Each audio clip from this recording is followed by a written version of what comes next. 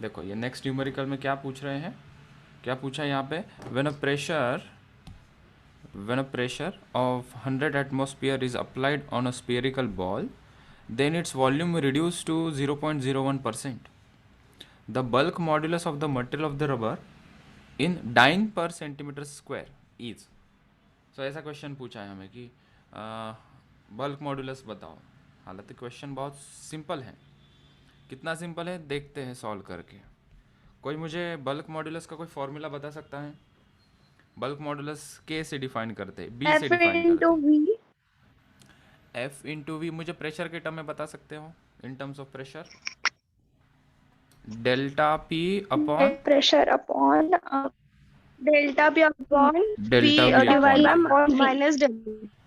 Minus लिखो या मत लिखो, मतलब माइनस नहीं लिखेंगे तो सिर्फ मैग्नीट्यूड मिलेगा, माइनस लिखोगे तो क्लियरली पता चलता है कि इसका वॉल्यूम रिड्यूस होने वाला है। ठीक है, so this time we are not taking minus sign because it's already saying it is reduce to 0.01। ठीक है, यहाँ पे डेल्टा पी क्या पूछा, क्या है, हमें बल्क मॉडुलस निकालना है। ठीक है, तो डेल्टा पी की वैल्यू पुट कर देते हैं। डेल्टा पी कितना दिया है, प्रेशर 100 एटमॉस्फेयरिक प्रेशर दिया है। ठीक है, सो यहाँ पे लिखते हैं 100, ठीक है, divided by delta V by V कितना दिया है, मैंने क्या कहा है, रिड्यूस या डिक्रीज टू अगर ऐसा आता है। So delta V by V यहाँ पे दिया है 0.01%। हमें परसेंट में नहीं चाहिए तो हम उसको नंबर में कन्वर्ट कर लेंगे बाय डिवाइडिंग इट बाय 100। ठीक है, तो ये आ गया यहाँ पे 0.01 डिवाइडेड बाय 100।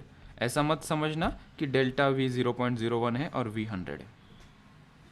ठीक है, सो कंप्लीट फ्रैक्शन को हमने कन्वर्ट कर दिया है प्रॉपर नंबर में, परसेंटेज को नंबर में कन्वर्ट कर दिया।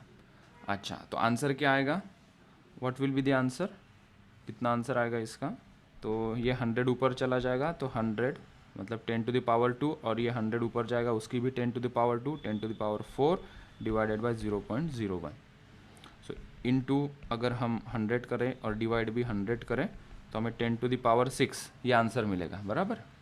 10 टू द पावर 4। सर आपने डिवाइड बाय 100 क्यों किया, क्योंकि बेटा 0.01 इंटू 100 डिवाइड में 1 मिल जाएगा हमें। ठीक, और इसका यूनिट क्या होगा, इसका यूनिट होगा एटीएम, एटमॉस्फियर। कैसे सर, डेल्टा पी का क्या यूनिट है, atmosphere, ATM. Atmospheric is a unit of pressure, Newton per metre square भी यूनिट होता है एटमॉस्फियर का, अपना सॉरी प्रेशर का, और एटमॉस्फियर भी प्रेशर का एक यूनिट होता है। बार एक also is a one of the unit for measurement of pressure. Back to the point, इसका यूनिट फिर एटमॉस्फियर, इसका कोई यूनिट होगा क्या, नो, दिस इज यूनिटलेस। तो बल्क मॉडुलस का क्या यूनिट होगा, जो प्रेशर का होगा, दैट इज एटीएम। ओके, अच्छा, तो मुझे बल्क मॉडुलस मिल गया ना, बल्क मॉडुलस कितना मिला मुझे, 10 टू द पावर 6 एटीएम। लेकिन हमें किस में पूछा है, ये डाइन पर सेंटीमीटर स्क्वायर में पूछा है, तो कोई रिलेशन या कन्वर्जन हमें करना पड़ेगा। तो मैं बता रहा हूँ क्या कन्वर्जन होता है। ठीक है, पहले एक कन्वर्जन तुम्हें पता होना चाहिए, 1 ATM is equals to 10 to the power 5 newton per metre square. ATM is the unit of pressure and SI unit of pressure is nothing but Newton per meter square, और इनका रिलेशन जस्ट मैंने अभी बताया, 1 ATM is nothing but 10 to the power 5 newton per metre square. Sir हमें ये पूछा है ना, आप ये क्यों बता रहे हो, सुनो फिर, पहले इसको हम ATM को कन्वर्ट कर लेते हैं न्यूटन पर मीटर स्क्वायर में। सो हमने लिखा B is equals to 10 to the power 6 into 10 to the power 5, ये बन गया न्यूटन पर मीटर स्क्वायर में। कितना बन गया न्यूटन पर मीटर स्क्वायर में, 10 to the power 11 Newton per metre square. Fine, अभी यहाँ से हम कन्वर्ट करते हैं इसे न्यूटन पर मीटर स्क्वायर को डाइन पर सेंटीमीटर स्क्वायर में। ठीक है, अच्छा कैसे कर सकते हैं न्यूटन पर मीटर स्क्वायर को डाइन पर सेंटीमीटर स्क्वायर में, बड़ा सिंपल है, एक रिलेशन हमें पता होना चाहिए, 1 न्यूटन इज इक्वल्स टू कितना डाइन होता है, how much dyne, 10 to the power 10 raise to 5 dyne. ठीक है, और हमें इस मीटर स्क्वायर को सेंटीमीटर स्क्वायर में कन्वर्ट करना पड़ेगा, तो वो तो पता है ना हमें, 1 metre is equals to 10 to the power 2 centimetre. 1 metre square कितना होगा फिर, 10 to the power 4 centimetre square. बराबर लिखा है ना मैंने, कोई गलती तो नहीं की? राइट। तो क्या क्या यूज़ करेंगे हम, ये फॉर दिस टर्म, और जो मीटर स्क्वायर को हमें किस में करना है भाई, सेंटीमीटर स्क्वायर में, तो ये वाला हम लगा देंगे यहाँ। चलो, सो मुझे b मिल जाएगा। Let me take this to somewhere else जाओ, here is the somewhere else, and let's make this thing little bit small. Fine, back to green colour. So bulk modulus हमें चाहिए डाइन पर सेंटीमीटर स्क्वायर में, तो 10⁻11 already था। Newton को dine में convert करना है तो 10⁵ से मल्टीप्लाई करो, ये लीजिए 10⁵। मीटर स्क्वायर को सेंटीमीटर स्क्वायर में करना है तो 10⁴ से डिवाइड करो, क्योंकि मीटर स्क्वायर डिवीजन में है, सो 10⁴ से हमने इसको डिवाइड कर दिया। ठीक है, हाँ ओके। चलो, अब ये 10⁴ ऊपर लेके आओ, देखो आंसर क्या आता है। 10⁻11 प्लस ये 5 माइनस ये 4, कितना आ रहा है, ये कितना आ रहा है, 10⁻, how much it is coming out to be 12। So कौन सा आंसर सही होगा, 1 इंटू 10⁻12 डाइन पर सेंटीमीटर स्क्वायर। तो ये टॉपिक में ज़्यादातर हम यूनिट कन्वर्जन सीख रहे हैं। फॉर्मूला तो सिंपल है, फॉर्मूला तो सिंपल लगाया हमने, क्वेश्चन भी काफ़ी सिंपल था, बस पूछ लिया उन्होंने डाइन पर सेंटीमीटर स्क्वायर में, प्रेशर दे दिया एटमॉस्फेयर में। सो अगर हमें यूनिट क्लियर नहीं है तो क्वेश्चन गलत हो सकता है। क्वेश्चन काफ़ी ईजी है। यहाँ से 2-3 चीज़ें हम सीखें अभी। 1 atm is equal to 10⁵ newton per metre square. Pressure के जो यूनिट्स है ना, उसके बारे में चर्चा फ्लूइड में और अच्छे से होगी, ठीक है, क्योंकि ये सभी टॉपिक थोड़े बहुत कनेक्टेड होते हैं। तो इसकी और डिटेल चर्चा about pressure we will discuss in fluids.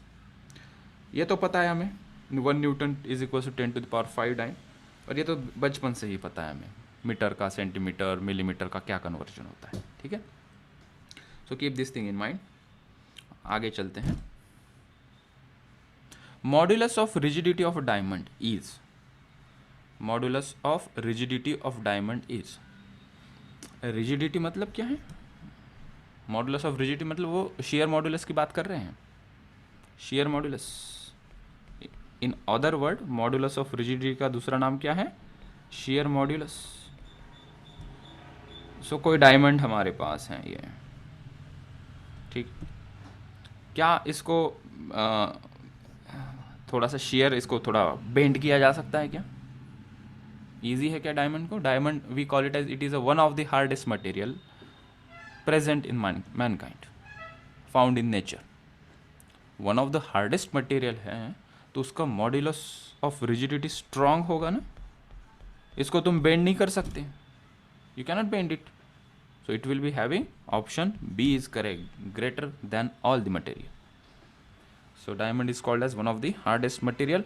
Hard है मतलब इन टर्म्स ऑफ मॉड्यूलस इसका क्या होगा, shear modulus will be high, उसको तुम ट्विस्ट नहीं कर सकते ना, ट्विस्ट कैसे करोगे डायमंड को अगर वो काफ़ी हार्ड है, तो इसलिए ऑप्शन क्या रहेगा, ऑप्शन बी। चलते हैं नेक्स्ट क्वेश्चन की तरफ। क्या दिया है ये क्वेश्चन में, the ratio of length of two rod A and B of same material is 1:2, the ratio of their radii is 2:1, then the ratio of their modulus of rigidity will be, तो उनका ratio of modulus of rigidity will be ये पूछा। मैं चाहता हूँ इस question को तुम थोड़ा ठीक से पढ़ो और मुझे इसका आंसर बताने की कोशिश करो इन टर्म्स कि क्या स्टेप तुम फॉलो करोगे या क्या दिमाग लगा के मुझे आंसर दोगे। इसका मैं आंसर भी बता रहा हूँ, इसका आंसर है डी, तुम्हें बस बताना है मुझे क्यों इसका आंसर डी है। इस तरीके से खेलते हैं इस क्वेश्चन को, इस क्वेश्चन का आंसर डी है, तुम्हें मुझे बताना है कि इसका आंसर डी क्यों है। बिना कैलकुलेट करे इसका आंसर दे सकते हैं, कैलकुलेट करने की भी जरूरत नहीं, क्वेश्चन में सब मटेरियल सेम है। एग्जैक्टली, मटेरियल सेम है, इसीलिए मॉड्यूलस मटेरियल के ऊपर डिपेंड करता है, सिर्फ शेप एंड साइज के ऊपर डिपेंड नहीं करता है। क्वेश्चन को पढ़ते हैं, समझने की कोशिश करो। 2 रॉड है क्या हमारे पास, अच्छा भाई 2 रॉड है, this is first rod, this is another rod, ठीक है, this is rod A, this is rod B, ठीक है। इसकी लेंथ L1 है और इसकी लेंथ है L2। L1:L2 का रेशो दिया है 1:2, मतलब L2 बड़ा है।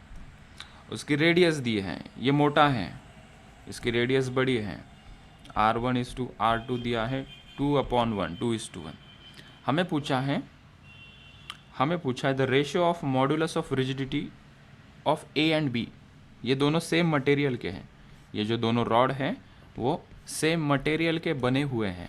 अगर दो रॉड सेम मटेरियल के बने हैं, भले ही उनकी लेंथ या क्रॉस सेक्शन एरिया या रेडियस डिफरेंट हो, मॉडुलस ऑफ रिजिडिटी जो है वो सिर्फ मटेरियल के ऊपर डिपेंड करता है। इसीलिए इन दोनों रॉड का जो रेशो होगा मॉडुलस ऑफ रिजिडिटी का, वो 1 ही आएगा। So modulus of rigidity of A upon modulus of rigidity of B will be same, that is G/G। Cancel होके क्या आ जाएगा, ये 1। So we will call it as D 1:1। तो ऐसा क्वेश्चन गूगली भी डाल सकते हैं कि हम सीधा सीधा नहीं तो फॉर्मूला लगा देंगे, G=F/A डिवाइडेड बाय ΔX/H। तो हम कहेंगे ये तो इन्फॉर्मेशन इनकम्प्लीट है। तो क्वेश्चन को ठीक से पढ़ा, सेम मटेरियल है और मॉडुलस ऑफ रिजिडिटी का रेशो पूछ रहे हैं, तो 1:1 आएगा, भले ही डायमेंशंस क्यों डिफरेंट क्यों ना हो। ठीक है, चलो एक क्वेश्चन है हमारे पास और।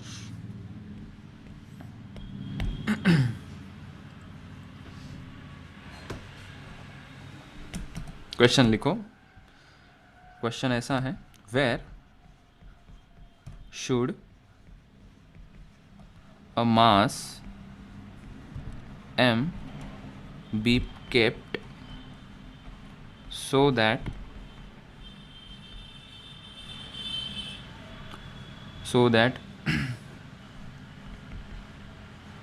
in steel and copper wire we get, सबसे पहले equal stress and than equal strain. कुछ डायग्राम गिवन है बच्चों,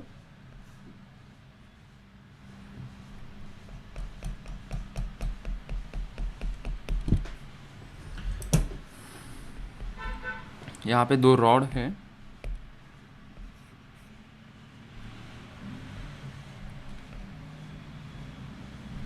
पहला रॉड यहाँ पे और एक दूसरा रॉड है यहाँ पे रखा है।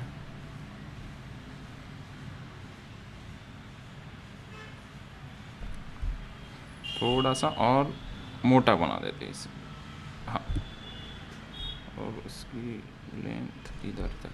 ठीक है, इनको हमने जोड़ दिया है और इसके कहीं एक पोजीशन में, कहीं यहाँ पे एक मास m रखा है। ठीक है, ये जो डिस्टेंस है ये रॉड टू रॉड ये गिवन है 2 metre, this is of 2 metre. Okay, और हमें क्या पूछा अभी क्वेश्चन पढ़ते हैं, what they have asked. Where should a mass m be placed such that we get equal stress? इस m को कहाँ, यहाँ रखोगे, यहाँ रखोगे या यहाँ रखोगे, ताकि इन दोनों रॉड के अंदर सेम स्ट्रेस डेवलप हो। फिर नेक्स्ट क्वेश्चन, सब क्वेश्चन बना दिया कि इसकी पोजीशन क्या हो ताकि इन दोनों रॉड में सेम स्ट्रेन प्रोड्यूस हो। और दो इंफॉर्मेशन गिवन है यहाँ पे, ये स्टील है, दिस इज स्टील। क्या मैं इसको ऐसा लिखूं, एक मिनट,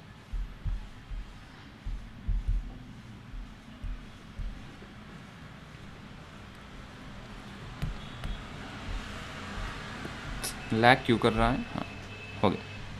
ये है स्टील, STEEL स्टील है, और यहाँ पे ये कॉपर है, COPPER। स्पेलिंग तो सही है ना सर, हाँ कॉपर। हाँ तो एक स्टील रॉड है, एक कॉपर रॉड है, उसको थोड़ा हम कलर कर देते हैं। So this is steel rod, this is copper rod. Okay, बन गया ताज़ा ताज़ा गर्मा गर्म क्वेश्चन। कुछ डेटा गिवन है, उसकी मैं बात कर रहा था। इसका Young's modulus of steel given है हमें 2 × 10⁻11 न्यूटन पर मीटर स्क्वायर, और कॉपर का बेटा दिया है यंग्स मॉडुलस 10⁻, या ऐसा लिखेंगे 1 × 10⁻11 न्यूटन पर मीटर स्क्वायर। ठीक है, इसका एरिया ए है, इसका क्रॉस सेक्शन एरिया 2 है। मोटा है ना ये, देखो क्रॉस सेक्शन एरिया, इतनी इंफॉर्मेशन गिवन है। ठीक है, और ये जो रॉड है यहाँ पे रखा हुआ है दैट इज़ मासलेस।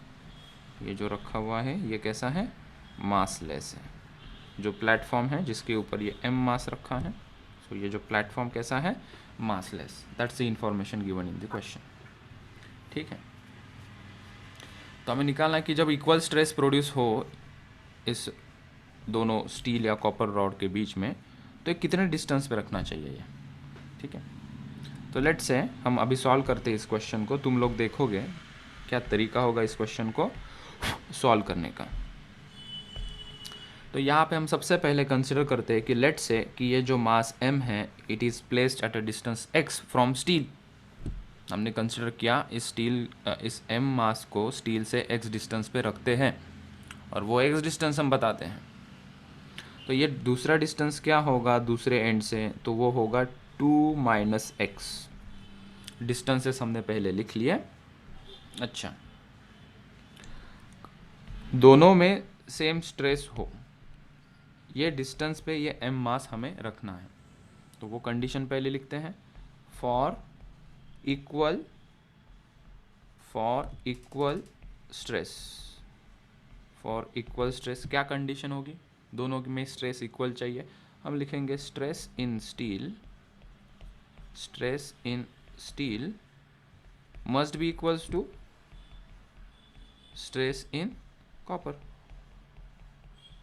स्ट्रेस का क्या फॉर्मूला होता है, फोर्स अपॉन एरिया। तो यहाँ पे हम लिखेंगे फोर्स अपॉन एरिया। कितना फोर्स लग रहा है स्टील के ऊपर, let's say that is F1 is the force divided by उसका क्रॉस सेक्शन एरिया कितना है, that is given as A is equals to steel copper के अंदर कितना स्ट्रेस डेवलप होगा। तो इसके अंदर मान लेते हैं कि इसके अंदर जो फोर्स डेवलप हो रहा है, let's say that force is F2 divided by इसका जो क्रॉस सेक्शन एरिया है वो कितना गिवन है, दैट इज 2A।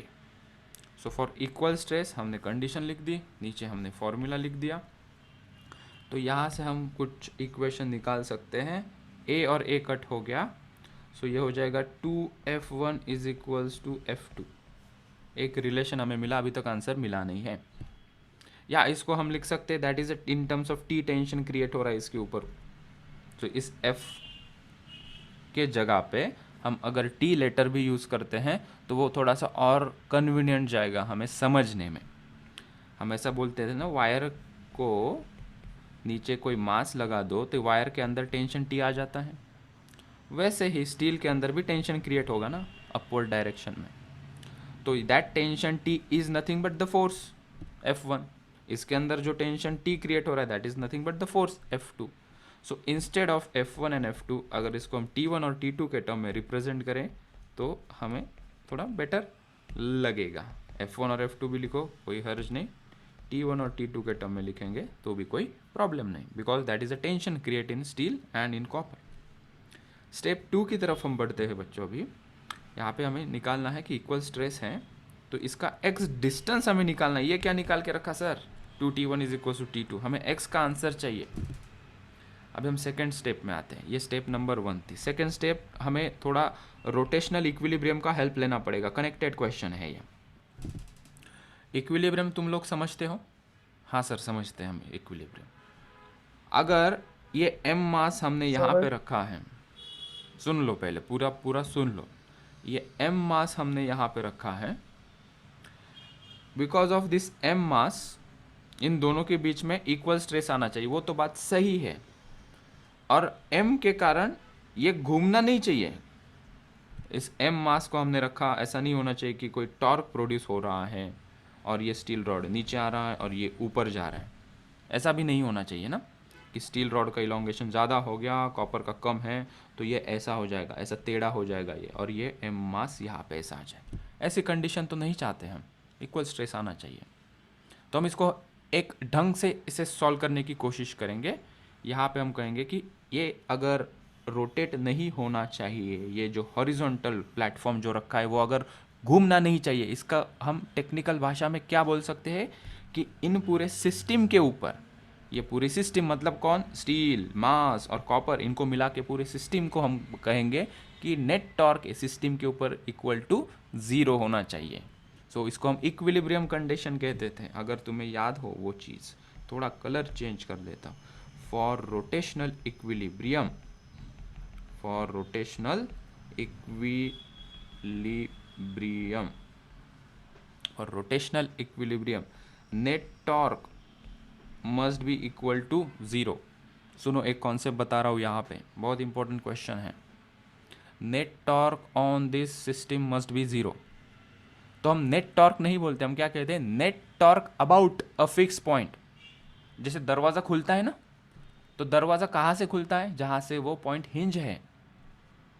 सो जहाँ से वो पॉइंट हिंज है वहाँ से दरवाज़ा खुलता है, तो हम क्या कहते हैं, torque on door about that hinge point, ऐसा हम वर्ड यूज़ करते हैं। सिमिलरली एक बात यहाँ पे बस समझ लो, बहुत सिंपल सी है, कि net torque about any point, net torque about any point must B 0। इसका मतलब क्या है, ना बॉडी ये पॉइंट के अबाउट रोटेट होनी चाहिए, मतलब ये प्लेटफॉर्म ना ये पॉइंट के अबाउट ऐसा रोटेट होना चाहिए, ना ये मास m के अबाउट ये रोटेट होना चाहिए, ना अबाउट दिस कॉपर पॉइंट ये रोटेट होना चाहिए। कोई भी पॉइंट के अबाउट इसका रोटेशन होना नहीं चाहिए। इसलिए तो हमने कहा कि net torque on this system is 0। तो अभी हमारे पास ऑप्शन है कि नेट टॉर्क अबाउट ये पॉइंट ले ले, इसको मैं नाम दे देता हूँ a पॉइंट, b पॉइंट या c पॉइंट। तो हमारे पास ऑप्शन है कि about a, torque about a भी हम ले सकते हैं, we can say torque about a is equals to 0, we can say torque about b point is equals to 0, और we can say torque about c is equals to 0। कोई भी हम equation, कोई भी पॉइंट के अबाउट हम torque बता सकते हैं इज इक्वल्स टू 0। हमारे लिए क्या कन्वीनियंट रहेगा, हमारे लिए कन्वीनियंट रहेगा कि हम b पॉइंट के अबाउट टॉर्क इक्वल टू 0 करें। वी विल चूज दिस, और क्यों वो भी बताऊंगा। So will take this, torque about b point must be equal to 0, ये लेके हम सॉल्व करते हैं। अबाउट a लेके भी सॉल्व कर सकते हैं, टॉर्क अबाउट c लेकर भी हम इसे सॉल्व कर सकते हैं। तो मैं टॉर्क अबाउट b लेकर सॉल्व करता हूँ, क्यों तुम लोग मुझे बताओगे जब मैं सॉल्व यहाँ पे करूँगा तो। ठीक, टॉर्क क्या होता है basically, force into perpendicular distance, force into perpendicular distance. ठीक है, तो यहाँ पे क्या फोर्सेस लग रहे हैं वो मैं तुम्हें एक बार क्लैरिटी दे दूँ उस चीज़ की। तो यहाँ पे अगर हम देखते हैं, इस प्लेटफॉर्म को मैं निकालता हूँ, क्योंकि ये प्लेटफॉर्म ही मूव होने वाला है। सो लेट्स से कि ये प्लेटफॉर्म मैंने यहाँ निकाला है।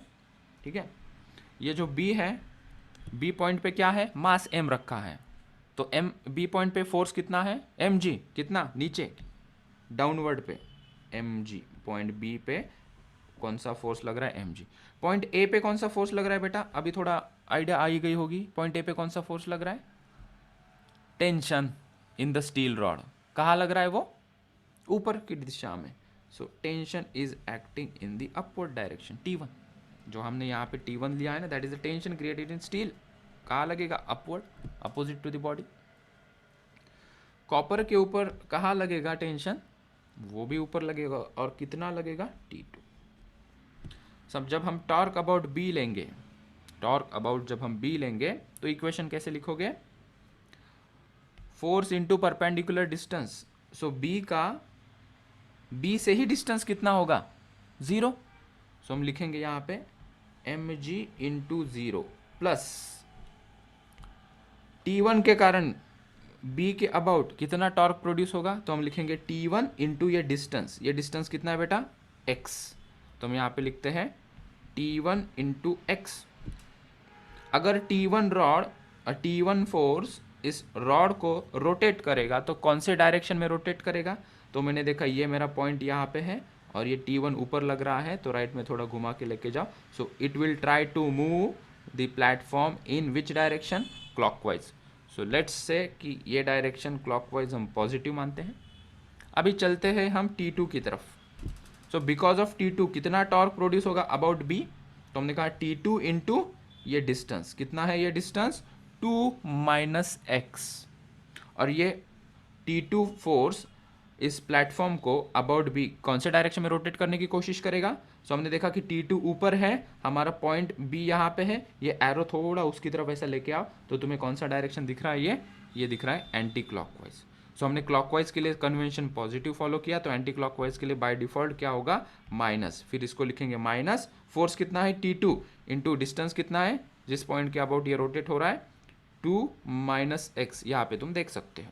तो इसको मैंने लिखा 2 minus x is equals to करके क्या लिखेंगे हम, इसको 0 लिखेंगे। ठीक है, तो मैं थोड़ा छोटा कर देता हूँ इसे, ये गया छोटा। अब सॉल्व करते हैं इसे, तो ये तो टर्म हो गई 0, mg इंटू 0 हो गया 0। So 0 plus T1 into x minus 2T2 minus minus plus T2 into x is equals to 0। Okay, हमें x की वैल्यू चाहिए और हम हमारे आंसर के बहुत करीब है। इस इक्वेशन का अभी इस्तेमाल करेंगे। T2 को हम लिखेंगे अभी 2 टाइम्स ऑफ T1। सो इस T2 को, या फिर हम T1 को भी कुछ लिख सकते हैं क्या, कोई भी हमारी चॉइस है। हम T2 को सब्स्टिट्यूट कर देते हैं 2T1। ठीक है, सो लेट्स सब्स्टिट्यूट इट।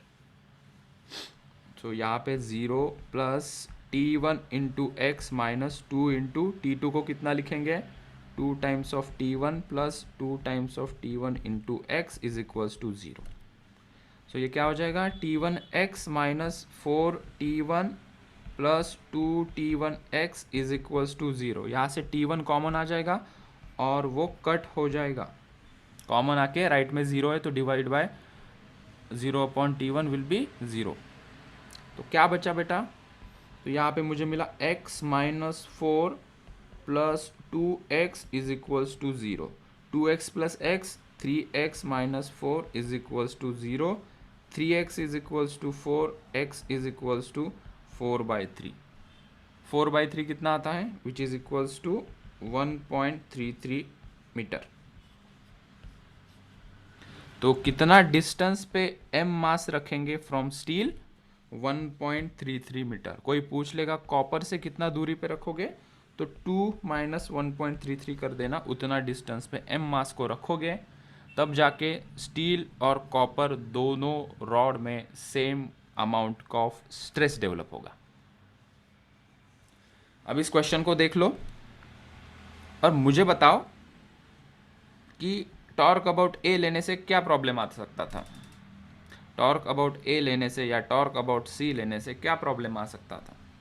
तो प्रॉब्लम ये आ सकता था बेटा कि हमें अननेसेसरी कैलकुलेशन करना पड़ता था, क्योंकि हमें m की वैल्यू नहीं पता है। जब मैंने torque about b is equals to 0 किया तो मेरी mg इंटू जो डिस्टेंस वो 0 हो गया, तो m निकालने की मुझे ज़रूरत नहीं पड़ी और मेरे इक्वेशन में से बाय डिफ़ॉल्ट mg की टर्म 0 हो गई। अगर हम टॉर्क अबाउट a लेते तो वो इक्वेशन कैसे आता, देखो टॉर्क अबाउट a जब हम लेते तो इक्वेशन क्या आता, मैं यहाँ पे बबल करके लिख लेता हूँ। If torque about a is equals to हम 0 लेते तो क्या इक्वेशन आता, सो हम लिखते T1 force into about a हम ले रहे तो T1 का a से डिस्टेंस कितना 0, सो T1 इंटू 0। mg नीचे टॉर्क अबाउट a, तो ये डिस्टेंस कितना है x, और ये किस डायरेक्शन में रोटेट करेगा, ये रोटेट करेगा क्लॉकवाइज। तो हमने यहाँ पे लिखा प्लस mg इंटू एक्स, में क्लॉकवाइज को पॉजिटिव मान रहा हूँ यहाँ पे। फिर T2 अपवर्ड डायरेक्शन में अबाउट a टॉर्क कितना प्रोड्यूस होगा इन एंटी क्लॉकवाइज डायरेक्शन, और कितना T2 इंटू कितना टोटल डिस्टेंस है 2। फिर हम लिखते फिर minus T2 into 2 is equals to 0। इसमें दिक्कत क्या आ रही है, फिर मेरे पास m अननोन हो गया और T2 अननोन हो गया। T1 तो 0 हो गया, वो तो बहुत अच्छी बात है, लेकिन m की वैल्यू कहाँ पता है हमें इस इक्वेशन में, इस क्वेश्चन में। तो इसीलिए हमने टॉर्क अबाउट b किया जो अननोन रहता है उसके अबाउट टॉर्क इक्वल टू 0 करेंगे तो एक एडवांटेज हमें मिल जाता है, ताकि एक अननोन वहाँ से निकल के चले जाए। फिर हम बात आती है कि सर हमें थोड़ा सा रोटेशनल इक्विलिब्रियम नहीं समझ में आया। क्या है रोटेशनल इक्विलिब्रियम? कोई रॉड है, अगर रॉड स्ट्रेट हॉरिजॉन्टल ही रहता है, ऐसा इंक्लाइन नहीं होता ना ऐसा टेढ़ा होता है, तो हम कहेंगे कि यार ये रोटेट नहीं हो रहा है। तो कोई रॉड अगर रोटेट नहीं हो रहा है तो मैथमेटिकली हम क्या कहेंगे कि वो रोटेशनल इक्विलिब्रियम में है। रोटेशनल इक्विलिब्रियम का मतलब क्या है कि इस रॉड के ऊपर जितने भी फोर्सेस लग रहे हैं वो फोर्सेस इस तरीके से बैलेंस्ड है कि ये इस रॉड को रोटेट नहीं होने दे रहे। तो हमने कहा कि अच्छा, इसीलिए हम लिखते हैं टॉर्क इज इक्वल्स टू 0। फिर दिक्कत क्या है, टॉर्क इज इक्वल्स टू 0 ये इनकम्प्लीट है, ऐसा बोलना इनकम्प्लीट है। सही बोलना क्या होता है, टॉर्क अबाउट विच पॉइंट। तो जब हम रोटेशनल इक्विलिब्रियम कहेंगे इसका मतलब रॉड रोटेट ही नहीं होगा। तो कोई भी पॉइंट ले लो, torque about A, torque about B या टॉर्क अबाउट सी, ये रोटेट नहीं होगा। ना ए पॉइंट से रोटेट होगा, ना बी पॉइंट के अबाउट रोटेट होगा, ना ये सी पॉइंट के अबाउट रोटेट होगा। इसलिए हम कोई भी पॉइंट के about torque is equals to 0 लिख सकते हैं। लेकिन हमने बी पॉइंट के अबाउट ही टॉर्क का इक्वेशन क्यों लिखा, ताकि ये जो एम मास का अननोन पैरामीटर है वो ही एलिमिनेट हो जाए, और हमें T1 और T2 का तो पहले से रिलेशन पता था। So this is a beautiful example to explain the combination question of elasticity and rotational motion। ठीक है, तो अभी बात आती है इक्वल स्ट्रेन के लिए। तो इक्वल स्ट्रेन के लिए कैसे करेंगे, आइए देखते हैं नेक्स्ट पेज पे। उसके पहले मुझे तुम लोगों से रिप्लाई चाहिए, ये जो मैंने बताया है तुम लोगों को समझ में आया? हाँ सर। हाँ सर। ओके, ठीक, यस थैंक यू। अभी इक्वल स्ट्रेन की बात कर लेते हैं, पॉइंट बी की तरफ चलते हैं। फॉर इक्वल स्ट्रेन, अगर दोनों रॉड में इक्वल स्ट्रेन डेवलप करना है तो वो एम मास का पोजीशन हमें कहाँ रखना पड़ेगा। So I am taking this diagram, copy, यहाँ पे हमने किया पेस्ट, थोड़ा सा बड़ा कर देते हैं, ठीक है। अभी इक्वल स्ट्रेन करना है ना, तो इक्वल स्ट्रेन के लिए क्या इक्वेशन बनाएंगे हम। स्ट्रेन, उन्होंने ही बोला है ना कि इक्वल स्ट्रेन करो, तो कर देते हैं। Strain in steel must be equals to strain in copper. तो प्योरली स्ट्रेन का फॉर्मूला क्या होता है, मैं थोड़ा यहाँ पे लिखता हूँ। स्ट्रेन का फॉर्मूला होता है भाई change in length upon original length, क्योंकि लेंथ की बात कर रहे हैं यहाँ पे, ओके। और दूसरा हम स्ट्रेन को रिप्रेजेंट कर सकते हैं in terms of Young's modulus.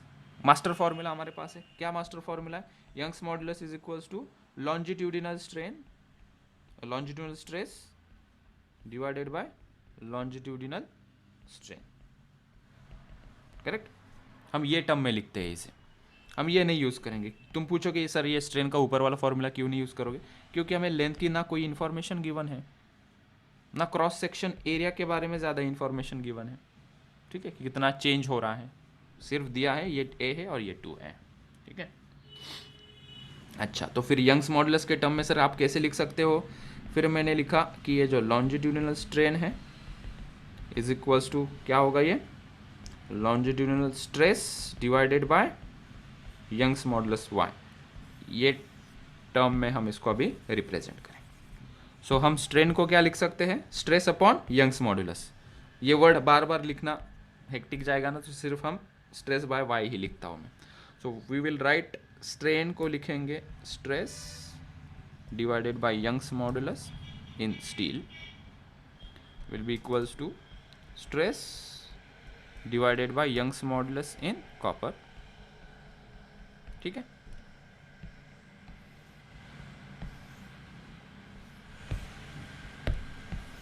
थोड़ा छोटा ये यहाँ पे, ओके। चलो, स्ट्रेस को क्या लिखा था हमने, सो पीछे गए हम, स्ट्रेस को लिखा था फोर्स अपॉन एरिया। फोर्स कौन सा लग रहा है यहाँ पे, टेंशन इन दी रॉड। सो हम यहाँ पे लिखेंगे स्ट्रेस को T1 upon A divided by Young's modulus कितना है इसका, यंग्स मॉडुलस ऑफ स्टील है वाईएस, फिलहाल के लिए वाईएस लिखते हैं, बाद में हम उसका नंबर पुट कर देंगे, ठीक है। अभी कॉपर के अंदर कितना स्ट्रेस, क्या फॉर्मूला लिखोगे, टेंशन, क्या सिंबल यूज़ किया था उसके टेंशन के लिए हमने T2, डिवाइडेड बाय इसका क्रॉस सेक्शन एरिया कितना गिवन है 2a, so divided by 2a upon में यंग्स मॉडुलस ऑफ क्या है ये कॉपर, ये लिखा। ओके फाइन, तो यहाँ से हम वैल्यूज पुट कर देते हैं। सो ए और ए तो कट हो जाएगा ना, ये ए और ये ए कट हो जाएगा। स्टील और कॉपर के यंग्स मॉडुलस की वैल्यूज भी हमें पता है, वो भी सब्स्टिट्यूट कर देते हैं। So T1 divided by Young's modulus of steel is 2 into 10 to the power 11 is equals to T2 divided by, ये ऑलरेडी 2 था, ये 2 into Young's modulus of copper कितना है 1 into 10 to the power 11, 1 into 10 to the power 11। ठीक है, तो मुझे यहाँ से क्या मिल रहा है, बहुत ही सुंदर तरीके से सभी चीज़ें कट हो रही है, वाह रे वाह। तो कलर चूज़ नहीं कर पा रहे हो सर आप, इतना जल्दी जल्दी करो। ये गया, ये गया, 2 गया, 2 गया। सो एक रिलेशन मुझे यहाँ से मिला T1 is equals to T2। ठीक है, तो एक स्टेप मेरी क्लियर हो गई, टेंशन का रिलेशन मुझे मिल गया। स्टेप 2 में जाएंगे और स्टेप 2 में क्या करेंगे हम, स्टेप 2 में क्या करोगे, रोटेशनल इक्विलिब्रियम। रोटेशनल इक्विलिब्रियम बताएंगे, क्योंकि ये रोटेट नहीं होना चाहिए।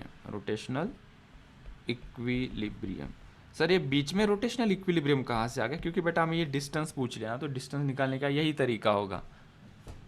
रोटेशनल इक्विलिब्रियम किसके अबाउट करोगे, rotational equilibrium torque about B is equals to, हम जीरो करेंगे, क्यों करेंगे वो अभी पता ही चल गया हो गया। और ये लेके आता हूँ मैं, ये डायग्राम सेम इक्वेशन बनेगा ना, कॉपी, ये पेस्ट, थोड़ा बड़ा कर दो। सो बी के अबाउट लेने से क्या एडवांटेज मिलेगा, एम जी की टर्म हमारी एलिमिनेट हो जाएगी और T1 और T2 के टर्म में इक्वेशन मिलेगा, और वो रिलेशन ऑलरेडी यहाँ पे वो x हमें मिल ही जाएगा। ठीक है, तो इक्वेशन सेम बनेगा जो पिछले इसमें बना था। तो मैं टॉर्क अबाउट बी लिख रहा हूँ, मैं लिखने जा रहा हूँ, ये डिस्टेंस कितना है, ये डिस्टेंस x है। सो ये होगा T1 into x plus m g into zero minus T2 into 2 minus x is equals to 0। ठीक है, सो ये होगा T1 into x is minus T2 को क्या मैं T1 लिख सकता हूँ, because T1 is equals to T2। सो T2 को मैं लिखने जा रहा हूँ T1, अंदर है 2 minus x is equals to 0। T1 common ले लो यहाँ से, x minus 2 minus x is equals to 0। तो T1 उधर जाके 0 हो जाएगा ना, तो ये हो जाएगा x minus 2 minus minus plus x is equals to 0। ऐसा मत कर देना x x कट हो गया, नहीं जी, ये माइनस और ये अंदर का माइनस उसको प्लस बना देगा। So x plus x 2x minus 2 is equals to 0, तो x is equals to 1 metre. तो एग्जैक्टली मिडल में रख दो भाई, अगर इक्वल स्ट्रेन क्रिएट करना है दोनों रॉड में, इक्वल स्ट्रेन अगर क्रिएट करना है दोनों रॉड में, तो एग्जैक्टली मिडल में रख दो ये मास m। इक्वल स्ट्रेन क्रिएट करना मतलब इलोंगेशन दोनों का सेम होना चाहिए। इक्वल स्ट्रेन मतलब इलोंगेशन दोनों रॉड का सेम होना चाहिए, तो तुम्हें इस m मास को मिडल में रखना है। इक्वल स्ट्रेस क्रिएट करना है इनके अंदर, रिस्टोरिंग फोर्स दोनों के अंदर सेम क्रिएट करना है, तो इसको कितने डिस्टेंस पे रखना है, 1.33 डिस्टेंस पे रखना है x। वेरी ब्यूटीफुल क्वेश्चन, आया समझ में। एक अभी हम शेयर मॉड्यूलस का क्वेश्चन करते हैं। Let's solve one more question regarding shear modulus. Young's modulus के काफ़ी क्वेश्चन हो गए, बल्क मॉडुलस के भी हमने क्वेश्चन किए, रेशो वाले क्वेश्चन किए, मिक्स्ड क्वेश्चन कैसे आते हैं वो भी हमने सभी क्वेश्चन देख लिए। ये सिंपल एक क्वेश्चन कर दे, क्वेश्चन लिखते हैं, this time will take different pen. A square, लिखो मेरे साथ, square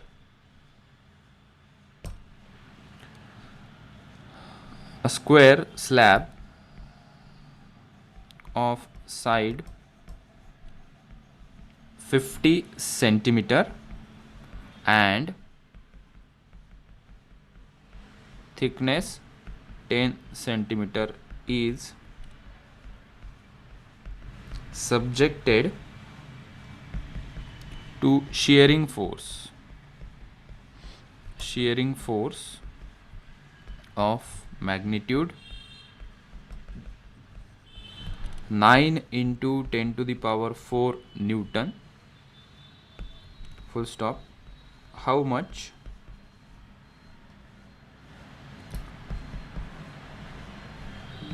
how much displacement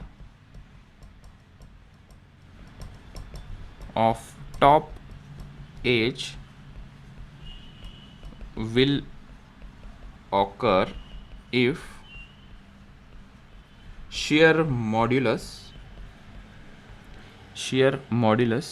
of elasticity, आज हैंडराइटिंग ये अच्छी नहीं आ रही है, elasticity capital G is equals to 5.6 into 10 to the power 9 newton per metre square is given. Newton per 5.6 Newton per metre square is given. तो पहले मैं इसको क्वेश्चन को कंप्लीट कर दूं. एक डायग्राम गिवन है, क्यूब दिया है भाई,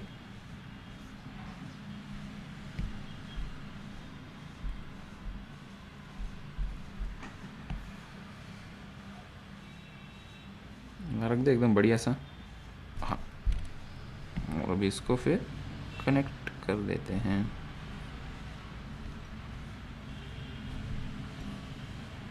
ये क्यूब दिया है, ठीक है, नीचे से फिक्स किया है उसे. इस क्यूब को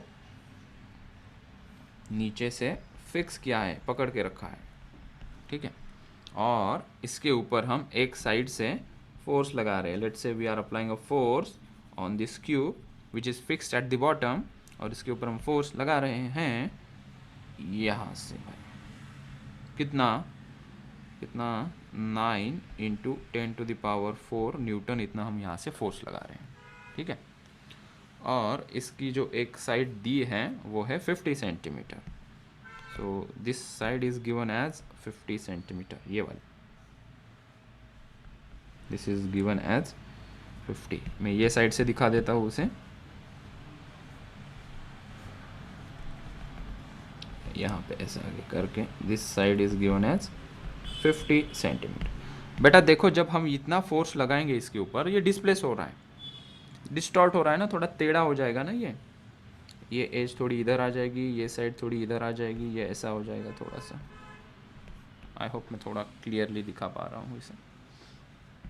तो इसको हम डॉटेड लाइन से दिखाते हैं from here. Let me complete the diagram. This will be different colour grey. थोड़ा इधर आ जाएगा, ये पोर्शन थोड़ा इधर आ जाएगा.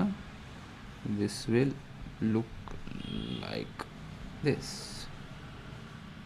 ये पीछे रहेगा थोड़ा सा, ठीक है. तो इतना 9 into 10 to the power 4 Newton का फोर्स लगाने से बेटा ये थोड़ा टेढ़ा हो गया है, ठीक है. तो ये एज का कितना डिस्प्लेसमेंट हुआ है वो गिवन है. कितना हिल गया है ये ओरिजिनल पोजीशन से अपर एज, कितना है भाई, कितना हिल गया है ये अपर एज, वो हमें निकालना है.